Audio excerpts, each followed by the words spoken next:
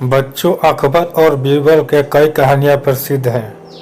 यह कहानियों के सभी के दिल में अपनी छाप छोड़ने के साथ साथ अच्छी शिक्षा देने का भी काम करती हैं। उन्हीं में से एक है चोर की दाढ़ी में तिनका।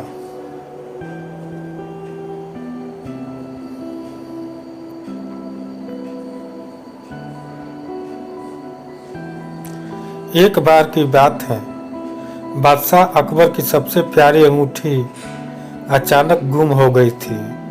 बहुत ढूंढने पर भी वो नहीं मिली। इस कारण बादशाह अकबर चिंतित हो जाते हैं और इस बात का जिक्र बीरबल से करते हैं। इस पर बीरबल महाराजा अकबर से पूछते हैं,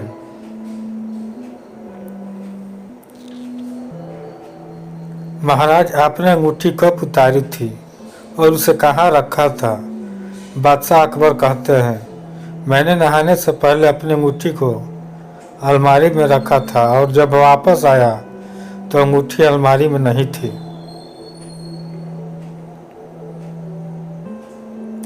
फिर बीरबल अकबर से कहते हैं, तब तो अंगूठी गुम नहीं, चोरी हुई है और यह सब महल में साफ सफाई करने वाला किसी कर्मचारी ने किया होगा। यह सुनकर बादशाह ने सभी सेवकों को हाजिर होने को कहा। उनके कमरे में साफ सफाई करने के लिए कुछ 5 कर्मचारी तैनात थे और पांचों हाजिर हो गए।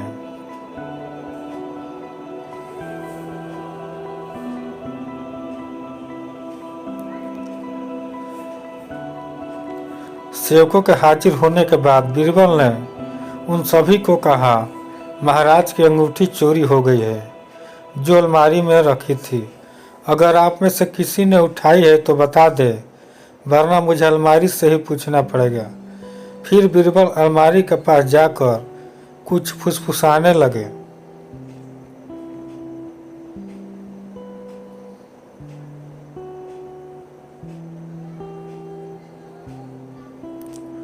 इसके बाद मुस्कुराते हुए पांचों सेवकों से कहा, चोर मुझसे बच नहीं सकता क्योंकि चोर की दाढ़ी में तिनका है।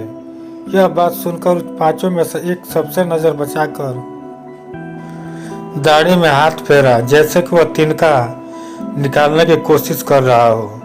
इसी बीच बीरबल की नजर उस पर पड़ गई और सिपाहियों को तुरंत चोर को गिरफ्तार करने का आदेश दे दिया।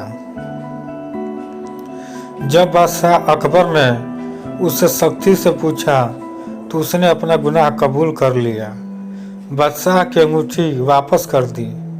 बादशाह अकबर अपनी अंगूठी पाकर बेहद प्रसन्न हुए।